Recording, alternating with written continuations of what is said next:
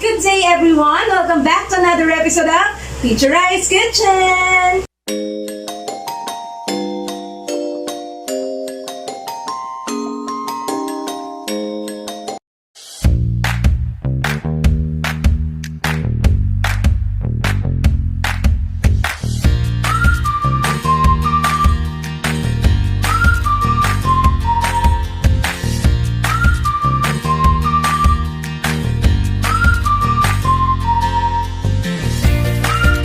Today, we will make a fudgy brownie recipe. Okay, so brownies tayo for today. And we'll make it fudgy and chocolatey for everyone to really love it. So, let's talk about the ingredients. Alright, let's divide the ingredients into different sets, no? First one, we will make the ganache. We have here 2 cups of this is dark chocolate chips. Okay, 2 cups dark chocolate chips. And then we will be combining it with 1 cup or 1 bar of butter later. So that's for the ganache. Then we go to the brownie mix already. We have 2/3 cups of all-purpose flour. We have 1/2 teaspoon of salt, iodized salt. We have 1 1/2 teaspoon of baking powder. And then we have here, for the other ingredients, we have 1 tablespoon of vanilla extract. We have 1 tablespoon of instant coffee powder. We have 1/2 cup of unsweetened cocoa powder. We have 1 cup of granulated white sugar. We have 3 tablespoons of cooking oil, and we have 4 pieces of whole eggs. And then of course, we have here later roughly chopped walnuts. This is 1 1/4 cup, or you can use more for that. And we have here, I have here with me for the toppings as well, this is chopped cashew nuts for later. Okay, so those are the ingredients. Now, let's talk about the procedure, okay? So, very easy. We start with the ganache. This will be part of our brownie mixture later, okay? So, low heat so that your chocolate won't burn, or, you know, the butter and the chocolate won't burn. Actually, you can do it in another way. Kung medyo natatakot kang masunugan, I'm using non-stick pan here. You can do that using a double boiler. Ano yun? You have a casserole, no? And then there's water in there, and then you have to let it boil. And then when it's boiling, you place a bowl, another bowl on top of it with the chocolate and the butter. And then you just mix them all together as they melt. Basta lang, hindi pwedeng mag-touch doon sa mixing bowl, okay? Yung boiling water, kasi magda-dry up yung chocolates. Pero kung kaya nyo naman to, that's better, okay? Gusto ko sanang ipakita sa inyo mamaya na lang kung paano yung double boiler. So, at low temperature, we will add here 1 cup of butter.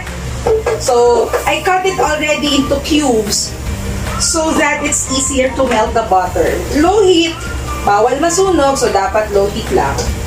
Okay, low heat. Now, I have here with me 2 cups of chocolate chips. Actually, yan ay dark chocolate. Why? Because I'm really a fan of dark chocolates. You can use semi-sweet chocolate chips if you want to. That's your choice, okay? Pero, hindi natin ilalahat yung 2 cups.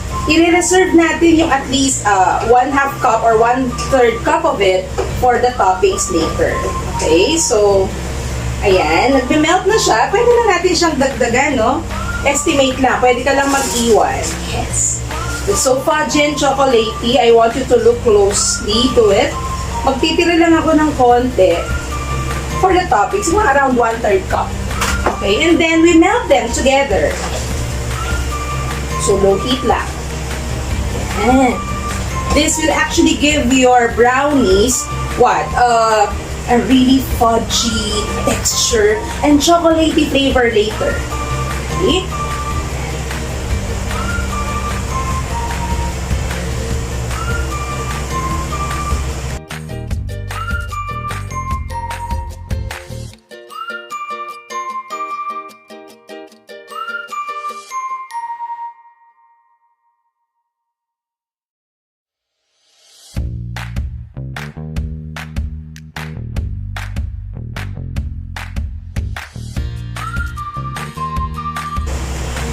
Yan, as you can see, it's melting.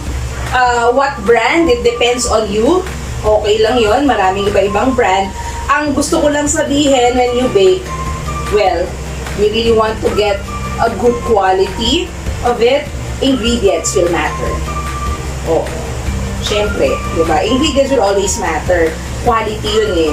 Pero, kasi minsan, no, miss, bakit ganon, teacher? Ay, ginamit ko naman, same naman yung ingredient, yung measurement ko, pero parang hindi naman ganun ka-dark yung chocolate color. Magmamatter kung anong brand ng chocolate yung ginagamit. So, if you really want to have a better flavor and a better output, no, of your finished product, use quality ingredients. So, pero kung pang sarili din lang naman, di ba, mas masayang ma-enjoy mo na masarap yung kinakain mo. Diba? So, yan. Okay, nakikita nyo, meron pa ditong mga buo-buo. Dapat smooth na siya. Sabihin, all the chocolates have melted already. Okay, so while we're letting that cool for 15 minutes, we continue. First things first, we get the mixing bowl. And then we will combine first all the other important ingredients here. But before I combine this, important tips and important details about baking. Number 1, accuracy of measurement is very important. So dito hindi pwede yung estimate katulad sa cooking na okay, a dash of salt, a dash of pepper, o dagdagan na lang pagkulang. No, it's not. In baking, everything is accurate from the measurement to the kind of ingredients until what? Until the kind of mixing techniques that you have to use. Why? It's because if you don't measure accurately, and you don't use the right ingredients, and you don't combine them correctly, what will happen? The texture, the volume, and the flavor will be affected. So, kailangan, pag sinabing 1 teaspoon of baking powder, it has to be 1 teaspoon of baking powder. If it says brown sugar, it has to be brown sugar, not muscovado sugar. Okay? So, importante yun. Ano pa? Mixing techniques. Always, it's important that we don't overbeat, no, the mixture, the flour mixture. So, namin nating flour mixture, it's a combination of flour with the rest of the ingredients for cooking. If you overbeat, what will happen? The gluten will develop. Therefore, your product will be tough or hard at the end. Kasi bakit? Yung gluten, pag na-overbeat siya, tumitigas. So, may mga product lang na kailangan sakto lang yung beating. So, dapat in every turn of your mixer, sakto at nako-combine ng lahat ng ingredients niya. Okay? So, wet ingredients with wet ingredients, dry ingredients with dry ingredients. However, at this time, ang magkakasama, usually, kapag brownies and cookies ang pinag-uusapan, the sugars are always together with the wet ingredients. So, yon. So, those are just some of the tips. If sa paano, mamaya gagamit tayo nito. Gagamit tayo ng, i-incorporate natin to sa brownie mixture para hindi siya mag-settle sa baba, para mag-incorporate siya properly and evenly all throughout the mixture. We will add a small amount of flour with it para magsistick siya dun sa mixtures kapag nag-bake na hindi siya mag-settle down lang sa baba. Okay? So, very important yun. Now, we go to the procedure. Let's start with the eggs. So, 4 whole eggs here. Yan. Dito natin palagay para hindi tayo masyadong makalat. 4 whole eggs, and then we add 1 cup of sugar in this bowl. And then we add what? The vanilla extract. We mix them well. Yan. So, these are wet ingredients together with sugar. Just mix them well. Add the oil, cooking oil. This is a canola oil, but you can also use vegetable oil. That is fine. So mix them well. Now there is coffee. Why is there coffee? The coffee will actually draw out the real flavors of the chocolate. So yun ang role ng coffee. Actually, for most of the chocolate recipes na tayo nang bumaba. Yun. Parang ay. Yeah. For most of the chocolate recipes, ginalagay yan kasi the secret is that the coffee will draw out the real flavors coming from the chocolate. Mas magiging bida yung tsokolate mo. Okay? So, mix well.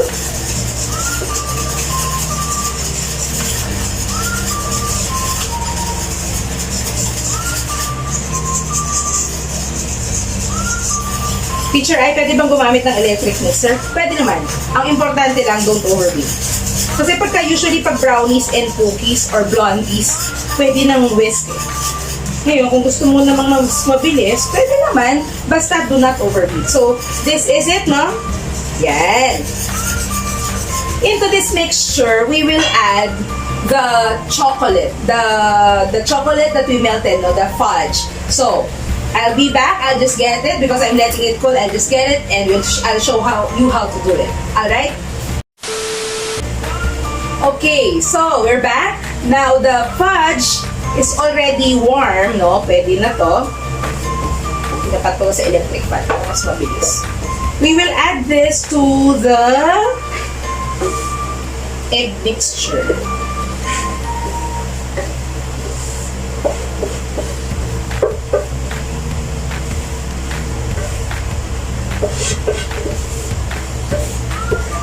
Diba? Kinaskas ko talaga lahat. Sayang ang chocolate. Yan. Okay. Hirap na kuhanin yung iba. Papakita kita mamaya. Ang promise ko. Kahit ulan. So, mix. Mix. Mix. And mix. Now, what you will do, we're done already with we're done already with this. Ilalagay na natin yung powdered ingredients, yung dry ingredients. We get a sifter. So, measured na to, no? We get a sifter. This is 2/3 cup of all-purpose flour. This is 1/2 cup of unsweetened cocoa powder, chocolate powder. 1 and 1/2 teaspoons of baking powder. 1/2 teaspoon of salt. Bakit sama-sama? Because we want to sift them together so that they will be combined evenly. So kasi di ba minsan, no, pag dinagdag mo na hiwa-hiwalay, may part ng cookie or ng baked product na maalat, may part ng parang bitter. Alam niyo yun, kasi hindi well blended yung powdered ingredients. Ngayon, kung mas marami kang time, pwede mo naman siyang sift separately. Okay? So, ayan, na-mix na natin siya. Sift. We sift for several reasons. We sift to remove unwanted particles that may be found here. We sift to remove the lumps to make them finer. Pwede pa naman yung pinuhin. So, yan. Pagka ayaw ng mapino, hindi na siya kasali. Kasi, meron kang makakagat na crunchy ingredient kapag ka gano'n. Katulad niyan, may naiwan, hindi na natin siya isasama. Okay. So, dito ka muna. Then, we fold it. Ito muna tayo.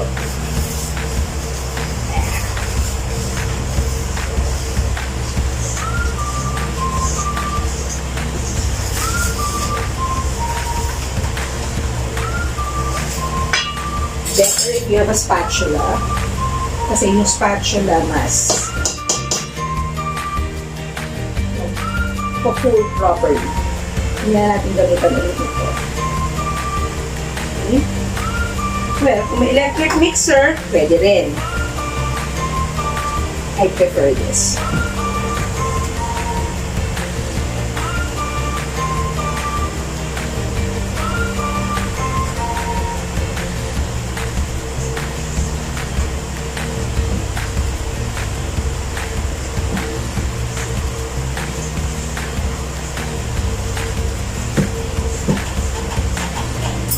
Bala siya.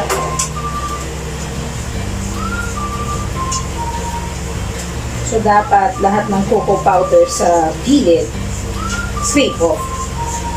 Bago ko siya haluin kasi baka ma-overbeat ko eh. Okay?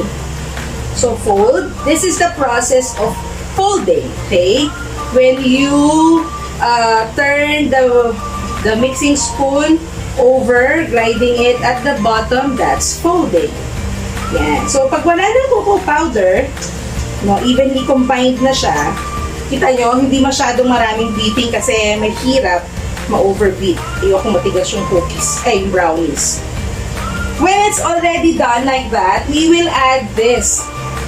My favorite. Mas masarap kasi may crunch habang kumakain ka. And by the way, no, while we're doing that, I'm preheating the oven at 180 degrees Celsius or 350 degrees Fahrenheit. Mas dapat pinipreheat ang oven before you bake. Kasi, if you don't, you will not be able to bake your product evenly. No? Kasi hindi nakaset sa tamang temperature. Yan. I love walnuts. Pwede ba hindi walnuts? Pecan, pwede rin. Social, no? Miss cashew nuts. Pwede rin naman. Na-try ko na rin. Kaya lang iba lang yung crunch na nabibigay ng cashew, ng walnut. So, what you will do now, so put it in. Yan. Para hindi siya mag-settle ulit sa ilalim. Kaya siya merong flour together with it. Napakasaya nung meron kang makakagat na walnuts. So then fold it in. Yay. Fold. Until evenly blended. Siyempre, ayaw mo ng treasure hunt na na walnuts, diba? Ay, walnut pala. Siyempre, ayaw mo, gusto mo sa bawat kagat, may walnut. Brownie, kagat, walnut. Corny. Yan. So, I want you to look closely. And I want you to look at how the mixture, this is a flour mixture. Okay, already. Ayan. Yeah, hey. So, that's how it looks like. It's a drop batter. Drop batter is thick. So, it's poured in heavy drops. So, only heavy drops. Ayan. Hindi siya steady stream. May pagbagsak. Bumabagsak ulit. Yeah. It's a kind of batter. Just to say. No? So, I will get the baking pan. I'll show you how to do it. And we're back. So, I removed all the other materials and tools and other ingredients that are not to be used anymore. I have here with me a 9x9 square pan. So, dito, I already basted it with a very small amount of oil. Kasi mas maganda kung nalagyan natin siya ng baking paper, no? Kasi it's easier to remove it later. I mean, the brownies. So, yung lalagyan mo yung baking pan, not the wax paper or the baking paper, hindi yun. Just the baking pan.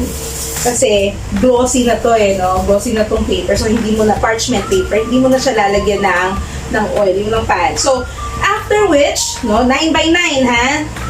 After which, you will place this here. Mas gusto ko paano nyo ba mas makikita? Hirap lang kasi. Yan, sa center.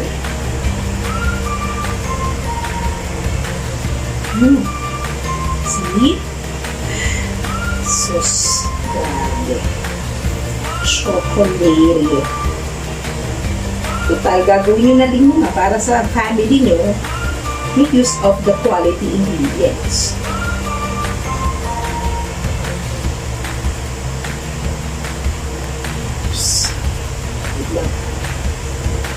Sa itin.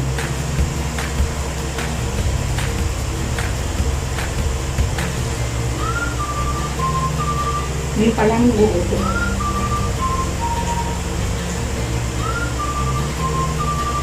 So, center lang kasi it will scatter on its own.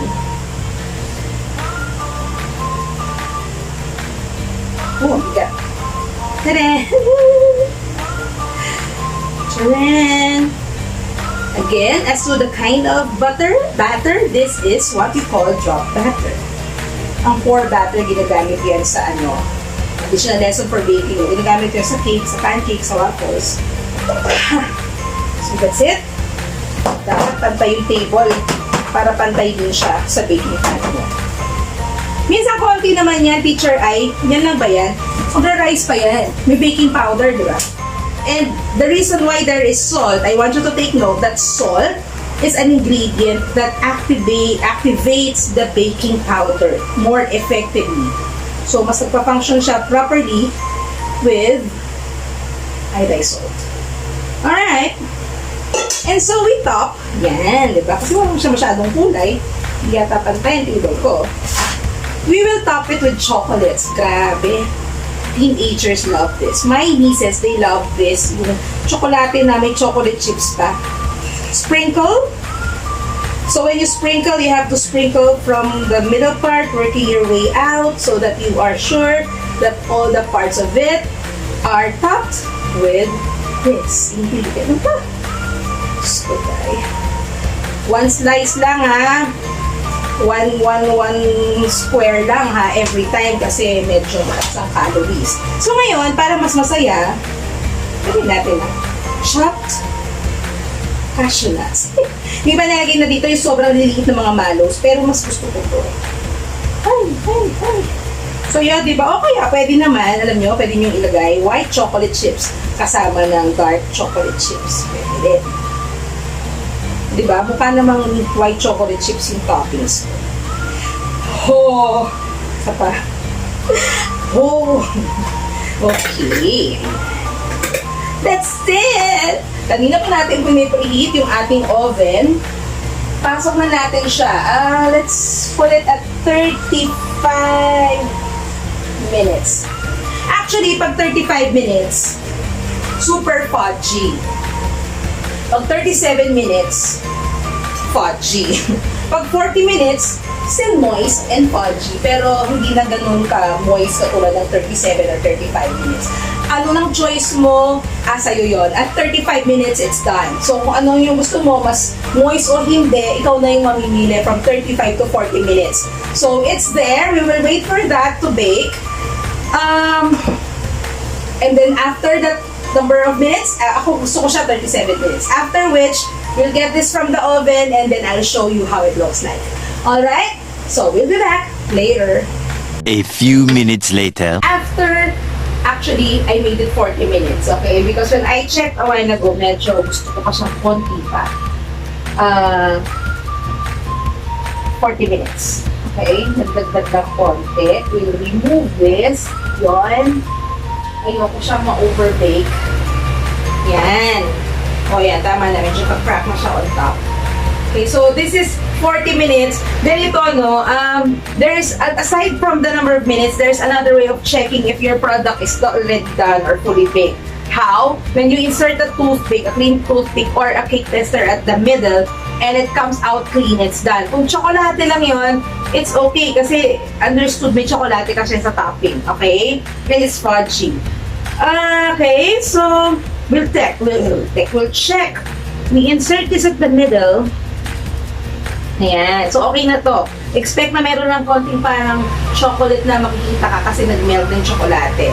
Now, after removing it from the oven, you will notice it's still kind of soft. Bakit? Kasi it's still hot. So, while it cools down, it sets to its proper texture. Kaya nga, importante din na we observe the timing, no? Basta kung sa palagay mo, luto na ba siya? Hindi ko sure. Insert a toothpick or a cake tester in the middle and then check if it comes out clean, it's done. Kung melted chocolate lang yun, it's not a problem. Okay? So, yun. We will wait for this to set before we cut. Kasi kapag mainit pa, tapos na-slice natin yan, magka-crumble. Kasi nga, soft pa siya. Okay? So, we will be back after maybe 10 to 15 minutes as it cools down. Alright, welcome back to the kitchen. And so, hindi pa siya ganun kalamig, no? Excited lang din naman ako. So, kung siya ay talagang nag-cool down na properly, mas mabilis siyang tanggalin from here. Just removing it using this, no? The paper. The parchment paper. Pero dahil medyo mainit pa siya at natatakot akong mag-break siya, dahan-dahan ko na lang siya sa slice dito para hindi isasagad kasi masisira yung non-stick pan.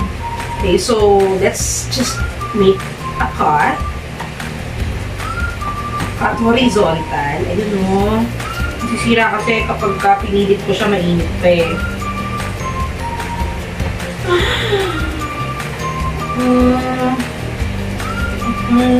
Yan o. Tapos, saka nagsaslice ng tofu. Kailangan magamit niya. Yan.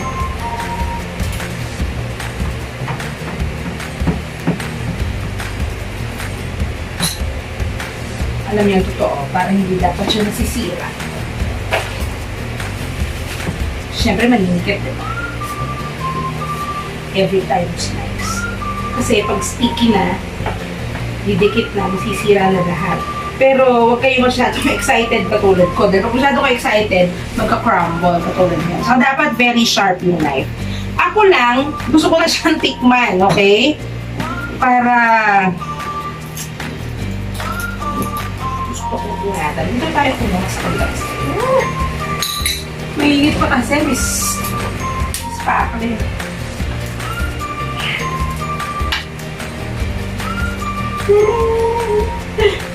Oh, look at that! That's so fudgy! Mainit lang.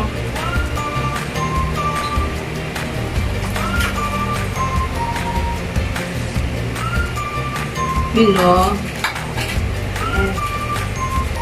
kinamay ko na daw, no? Yan na lang muna kasi ayoko siyang masira dahil mainit pa siya. Okay? This is it. This is it. I want you to look at that very closely. That's how moist and fudgy it is. And for some people, they serve it with vanilla ice cream. Oh. They place a scoop of vanilla ice cream on top. So that's brownie a la mode. Pero, wala akong ice cream ngayon. Ang gagawin lang natin ay tikman siya. Dapat, hindi naman na siya dapat ginagamitan yan. Ayan o. It's so heavenly. Alam niyo